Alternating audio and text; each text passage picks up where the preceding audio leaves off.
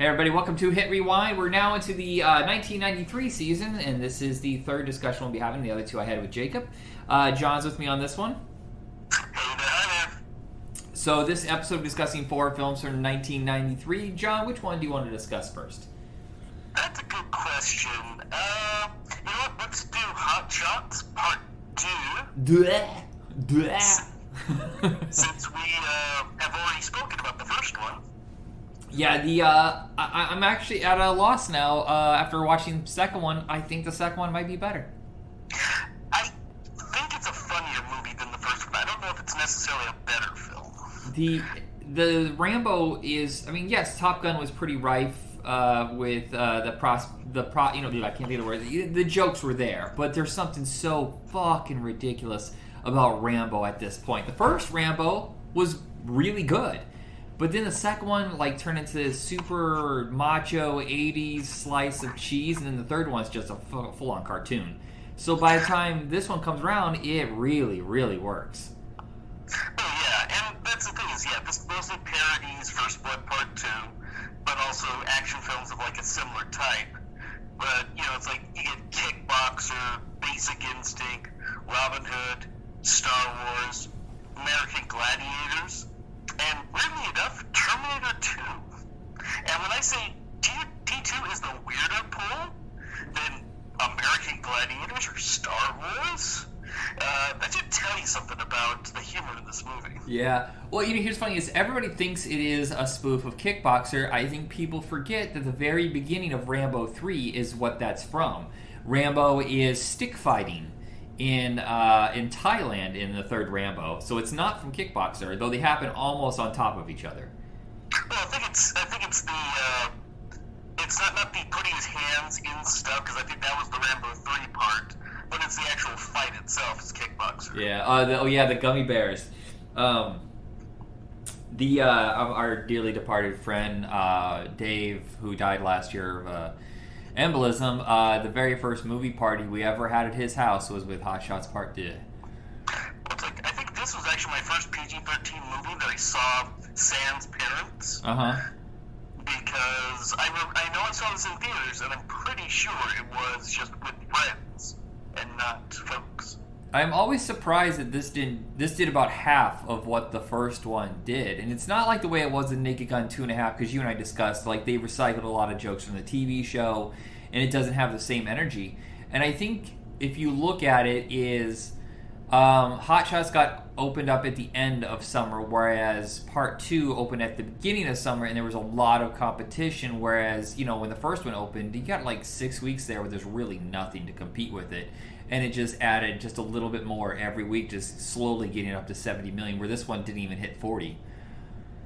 Yeah, like I said, I'm pretty sure that, I think it's also fatigue, because at this point there are more parody films like this, because, you had all the Naked Guns at this point. I think the third one had come out.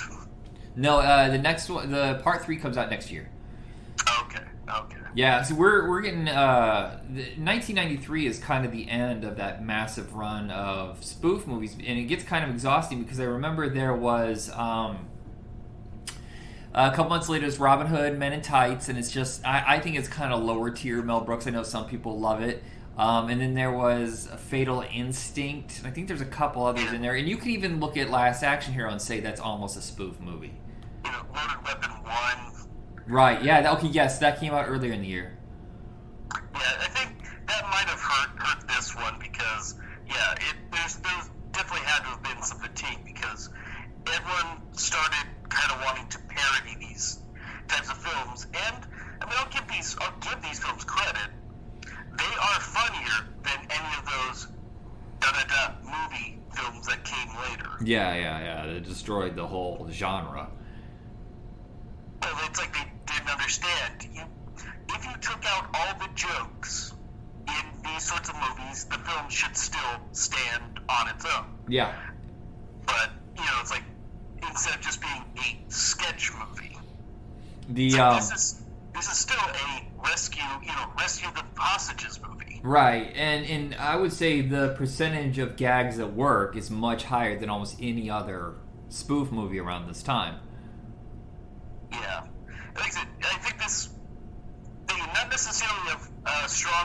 story film than its predecessor, but I definitely would say this is the funnier two.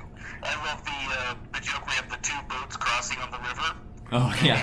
And you have Charlie Sheen's voiceovers turn into Martin Sheen's, and it's all of a sudden we're now in Apocalypse Now. I love you at Wall Street! And of course you also have the Rowan Atkinson can't escape prison because his shoelaces have been tied in a knot. I actually think the funniest and the best discovery of this movie is Richard Crenna. He has that just down pat, that straight face, ridiculous dialogue. I think he's very, very funny in this movie. And he's just playing his character from Rambo 2. Yeah, my favorite gag in this is so disgusting, but it's when he's ordering the pig snout sandwich at the fight in the very beginning. Oh, and he bites into it, the mustard comes out the nostrils. I remember we were all in hysterics, and I just remember, like, everybody lost it immediately after that when the guy gets kicked and he spits out the wall, and I was like, you win! Well, one must also ask, is President Benson a far more intelligent and functional president than Trump was? Yes! Just because he has fake parts doesn't mean he's a bad president. Oh, he's incompetent. He doesn't know what's going on. He's half the time not understanding what's happening. Although, again, he at least charges into the field. Yeah. It's so funny how Charlie Sheen was one of those actors that really could bounce between silly comedies and go back to straight-laced movies. It seems like a lot of these movies, it kind of ruined. Like, with Leslie Nielsen, after Naked Gun, he was not doing straight movies anymore. It was just comedies after that. You know, it's I think it's hard for an actor, once you get known for spoof, to go back to the serious movies. Yeah. Although apparently that seemed to have been kind of Leslie Nielsen's, his who he was kind of like a jokester anyway, apparently. Yeah, that's true because his career was kind of dried up by that point, so he's going to take all the big offers that he gets and then probably just going to be comedies, whereas Charlie Sheen was still established, the same thing as his brother, Emilio, so they could bounce between the two. But, yeah, definitely a highlight of my year that year. Yeah. All right, so our second film is CB4. You know, I didn't remember liking this very much when I originally saw it, and I think it's a lot because I had not understood a lot of the references, which is weird because I feel like I saw Fear of a Black Hat soon after this, and I pretty much got all of those.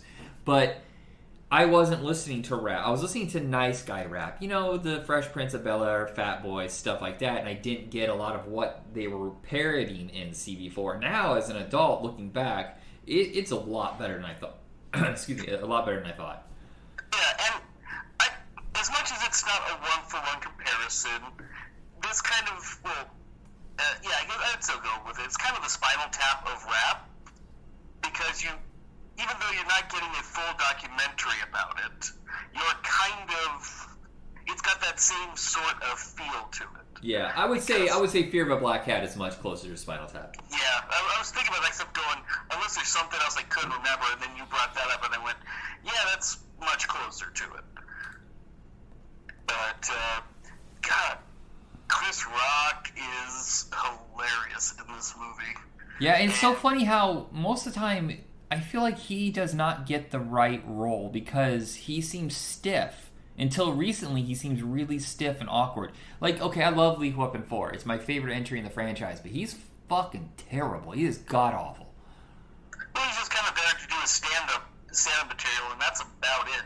He is as much a main character in that film, really, as Joe Pesci is. Yeah. He's just kind of there to be the observational humor people, while Riggs and Murtaugh go off and actually do shit. I remember for the longest time not knowing that it was Charlie Murphy and going, they just hired a guy that looks like Eddie Murphy. How low rent is that? Now I seem so stupid.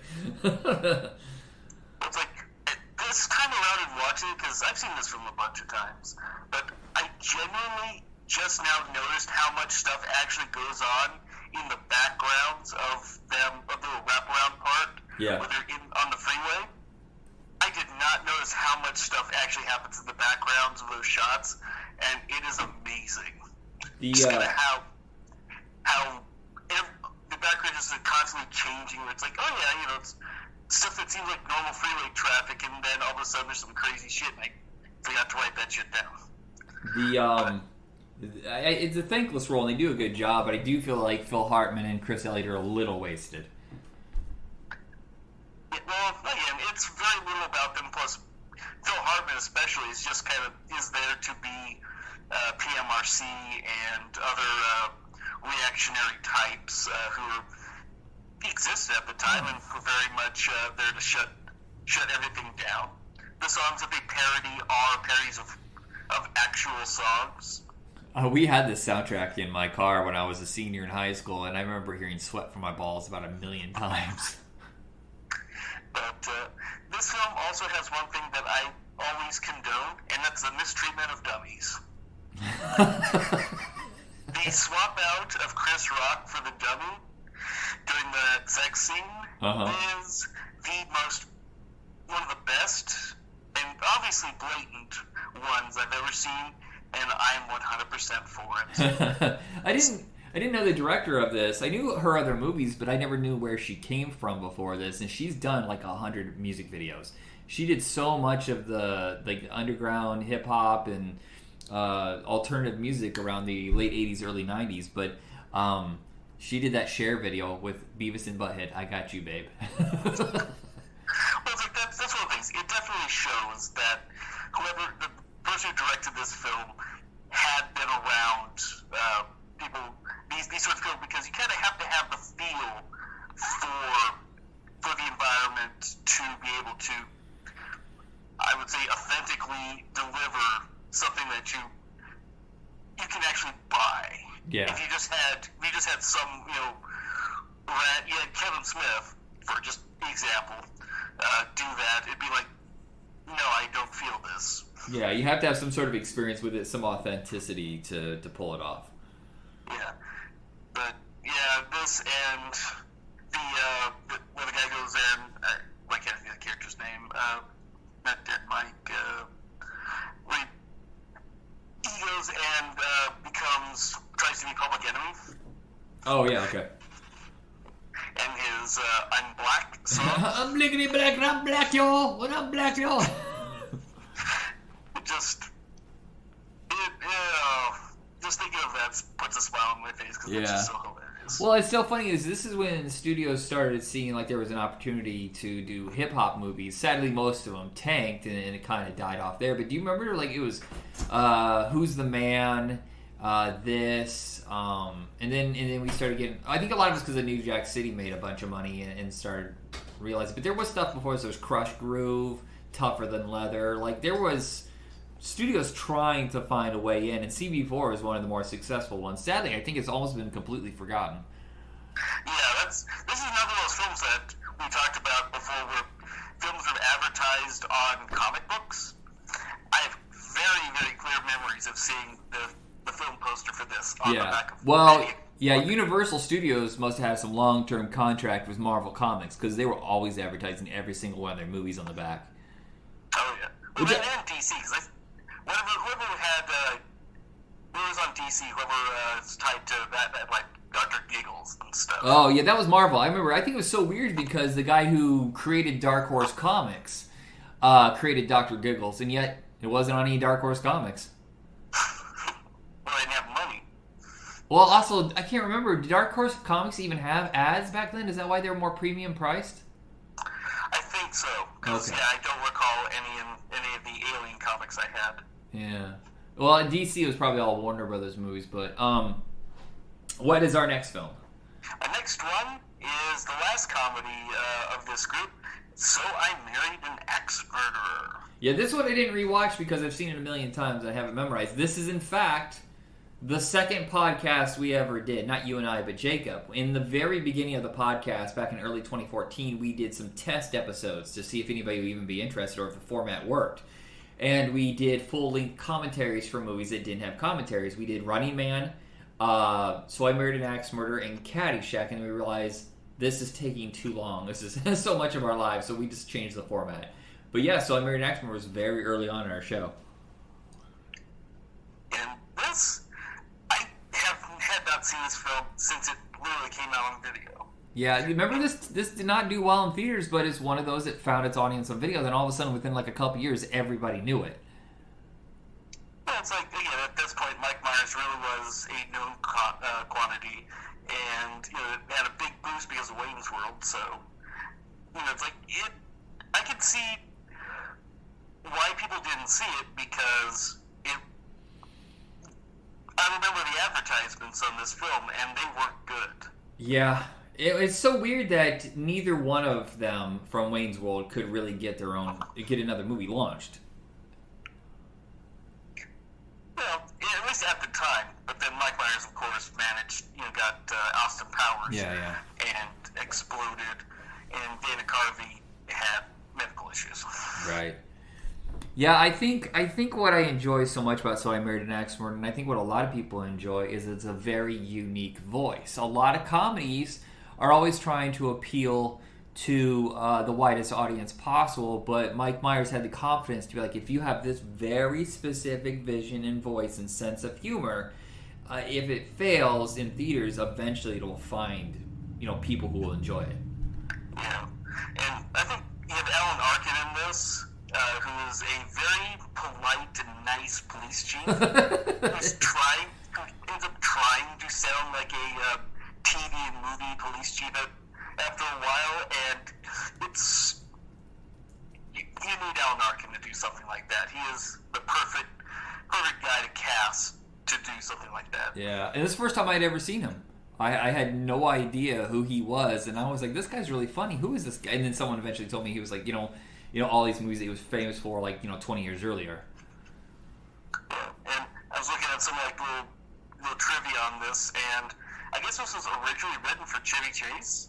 That's weird. I thought Mike Myers wrote this. Well, he didn't. Kind of. And then there's also like Woody Allen, Albert Brooks, and Martin Short were all also going up for it, because it was originally a little bit more of Jewish angst was the bigger running theme of I think Jewish angst and fears of commitment. Uh-huh. And then, like, I think around the same time, you also have, like, Sharon Stone. She wanted to play Harriet, but only if she could also play Rose. Yeah, okay. And then also, apparently, Kim Basinger was courted, but she turned it down. And the thing is, I think this was all before Mike Myers was cast, because then, you get Mike Myers cast, and then he went with his friend and rewrote the script. I was gonna say, it seems like he I mean, the bones were there, but he must have rewritten it, and just not enough to get a credit for rewriting it. Yeah, because I think that ended up being like one of his first big fights with the studio, because that kind of became a running theme of Myers' career, is kind of being a pain in the ass and wanting to get credit on everything that he did one way or the other. Mm-hmm. So completely just getting, my friend wrote this. It's like, well, yes, but all these other people wrote it first, and we're using their script. I'm just going to use my words. The soundtrack to this is one that I owned, and this is like one of those... I think people forget about adult alternative that's not named REM from this time period, but this thing is loaded to the gills with, this would have played on College Rock, and and to older people. Well, it's like, this was the first time I ever heard The Law's There She Goes, because that's like the theme song to this movie. Yeah, totally. And it gets played a lot, although watching it this time, it starts off with a cover, which was so kind of jarring to me, because all of a sudden, I'm like, that's not The Laws. I'm surprised that isn't the one they made the music video about. They made it with Ned's Atomic Dustbin. Saturday Night is what they released as a video. Yeah, because I think this one is, I think the cover is Boo Radley's is the first one that we hear. I feel like this is one of those really highly quoted movies. Like, you and your friends would quote this to each other and be kind of like an inside joke for a while. Well, I actually say evil and devil because of this movie. Like the fruits of the devil. But, this also has Mike Myers testing out his Shrek voice. Yeah. Fat bastard. Yeah, but Hid! He goes to sleep on his huge pillow. Yeah, him as his own playing his dad and making fun of his brother. Oh, I remember I had a friend who could quote that whole thing that Phil Hartman does at Alcatraz, just laughing so hysterically. I can't remember it now, but it's something about "you can call me Vicky," and then something about pistoning the eye sockets or something so disturbing. And he plays it so straight. Well, I think it's Jeffrey Wright who's in the plane, and he's just falling asleep, and he's the pilot. He doesn't really seem to know what he's doing. Yeah. I think what was cool was it seems like this was like a hip movie where all the cool actors that you kind of were getting to know showed up in, because you had Charles Grodin, you had Michael Richards, Stephen Wright, Phil Hartman, Alan Arkin. I feel like there was a couple others in here, but they just seemed like this is hip, this is cool. Yeah, well, from what I've read, it was a lot of these people showed up because they wanted to work with Mike Myers. So it's just kind of like, hey, come out for an afternoon, you'll be in a Mike Myers movie. Yeah, Mike Myers seems like the kind of guy that works well with others as long as they're not executives, if they're not in charge. Yeah, if they're not impacting his creative freedom, he will play nice. Yeah, and I think Nancy Travis is really good. I think the fact that she's not a star, I mean, she was kind of known at the time, but she's not a star, and she does a good give and take. It's like the way with Dumb and Dumber, like Jeff Daniels was not the biggest name to go up with, Jim Carrey, but it doesn't matter. It's the chemistry. Yeah, you have to be able to play off each other, and that's what makes it all work. And if you can't, and this film, everybody does a really good job of doing that. Yeah. Although I will say our twist of who the axe murderer is, I don't think ever really doesn't work. I mean, it works because it has to. And Yeah. But it's like nothing ever feels like it's set up. And I guess apparently that wasn't the case. He was always going to be the girlfriend was an axe murderer. Oh, okay, so it sounds like something the studio said, nah, that's not. And it's like, well, how do we wrangle this around? They just did what they had to do. It kind of had that, it was supposed to have like a Some Like It Hot kind of ending. Yeah. Where she's in prison, and Charlie comes back, and he just kind of like, yeah, she tried to kill me, but nobody's perfect. but again, that mostly works when you have the original angsty sort of character. I mean, you can have, you get Woody Allen doing something like that, and you buy it. All right, so our fourth and final film is a movie I fucked up. Why? Okay. Before I name the title, what we should have done, because I know it was on the list, and for some reason I thought it was a mistake, and I didn't say anything. We should have done Hard Target. Well, we can. Fuck it, no one else has claimed it. Well, not now. I haven't watched it. Okay. But, okay. For some reason, I thought Hard Target came out later. Oh, okay, you thought like the next year? Well, no, honestly, I thought it was more like 98 or something. For some reason, I thought it was a later thing, even though in my head, I'd forgotten that it was John Woo's first U.S. film. I'd forgotten that fact. I, for some reason, just mullet Jean-Claude Van Damme. For some reasons, I thought it was like After the Quest or something. Oh, okay.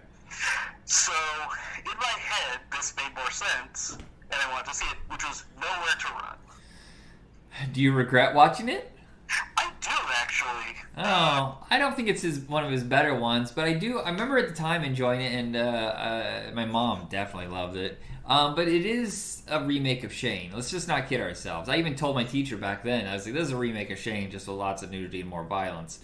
So that makes this awkward. The thing is, it's like, and I was a little surprised watching this now as an adult, because I hadn't seen it since it came out, and also on video. I didn't realize Joe Esterhaus was one of the writers on this. But that was an interesting little thing. But I remember watching this film too. Watching it now, I'm just going, wow, this is very generic. Like, anyone could have been in this film. Yeah. Well, I think it's his desire to move away from the movies that he had done before, more appealing to a wider audience, and I can see where he's coming from. I almost feel like he should have ditched all the martial arts if he really wanted to change it, but no one was going to let that happen. Yeah, that's the thing. It's like any sort of martial arts would have been nice in this film. He didn't have to go and do the splits necessarily, even though that's like a trademark. Yeah. But something. I mean, something to show me why this is a Van Damme movie. Do something that is you. Yeah. Instead, it's just very much like I said. You could take him out, throw anybody else in that role, and it would have been the same film. Yeah, I mean, well, it was never, of course, written to really be for him, and you look at the writers, and they're all disappointed. It was originally set up with the director of Return of the Jedi. Joe Esterhaus usually does kind of, what did he do before this? Fatal Attraction and Basic Instinct. So, someone with like a more normal, blue-collar kind of guy, not a martial arts action guy.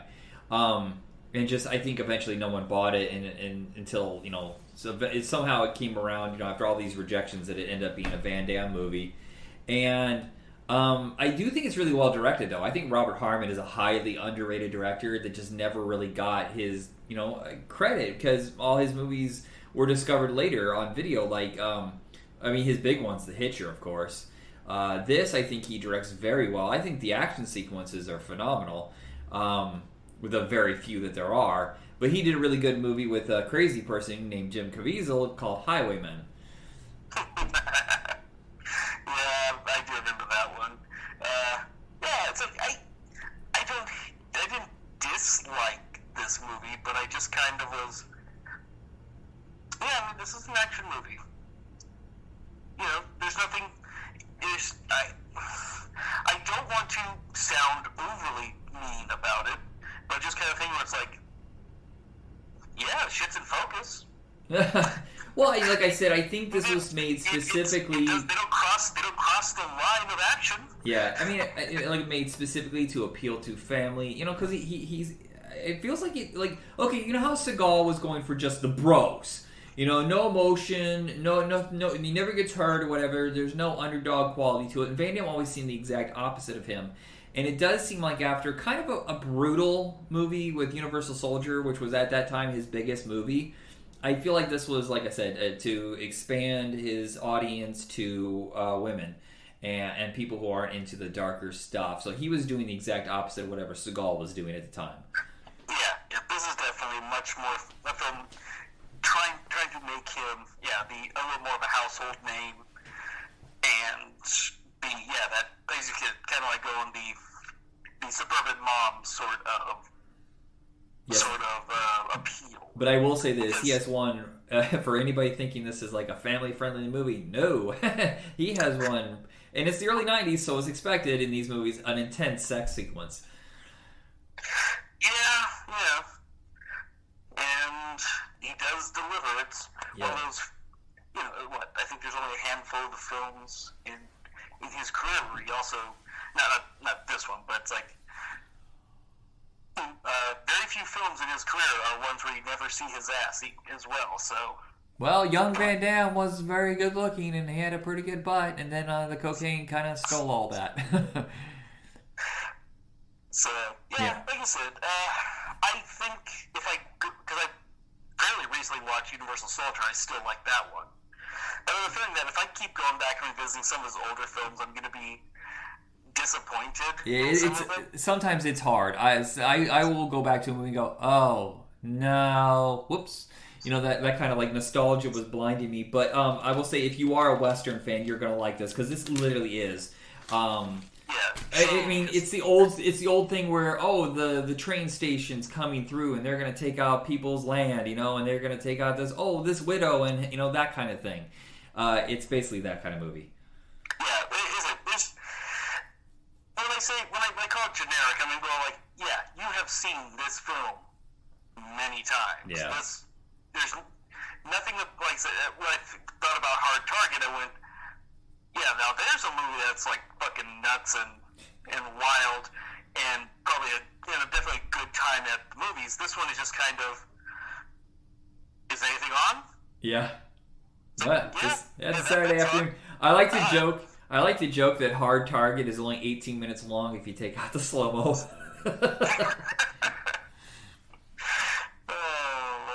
Oh, Alrighty, well that is it. Where can we find you on the interwebs? I am on Twitter, MYUZISHION. Come say hi. Doing Twitch or no? I do have a Twitch. I haven't done anything on it for a while. Oh, okay. So Facebook, Twitter, all your podcast hosts under Hit Rewind, and that is everybody, and have a good night.